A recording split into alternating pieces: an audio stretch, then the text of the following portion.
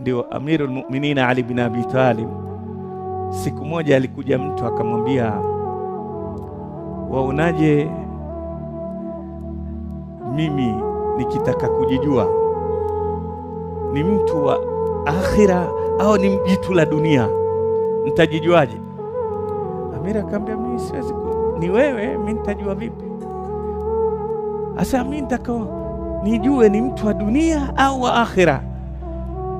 Akamwambia, kuna dalili, nataka hizo dalili. Akamwambia, unapoona ukitoa moyo wako una raha, basi wewe ni mtu wa wapi? Akhira. Maana wajua umetengeneza akhira yako. Lakini ukijiona kwamba ukipokea ndio wasikia nini? Raha, ni kwamba furaha yako wewe wapenda kujenga dunia yako. Kwa hivyo utakuwa wapenda kupokea kwa ajili wajenga dunia yako, lakini wachukia kutoa kwa sababu hutaki ipungue katika dunia.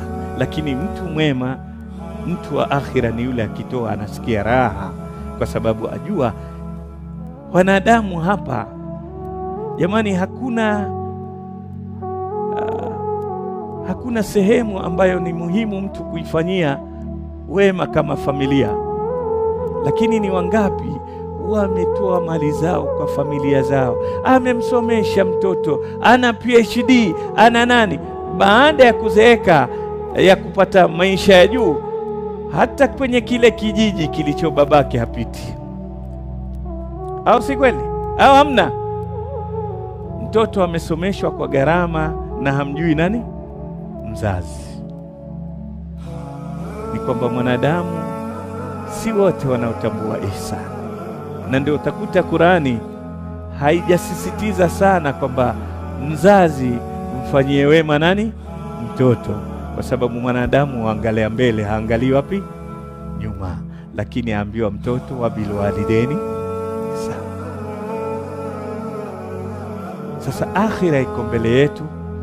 Ni sifa ya wale wenye kumwamini Allah kuwa wao katika kutoa, wakitoa hawachukii. Na ni sifa ya wanafik, wanapotoa wanatoa ni basi tu, lakini mioyo yao haina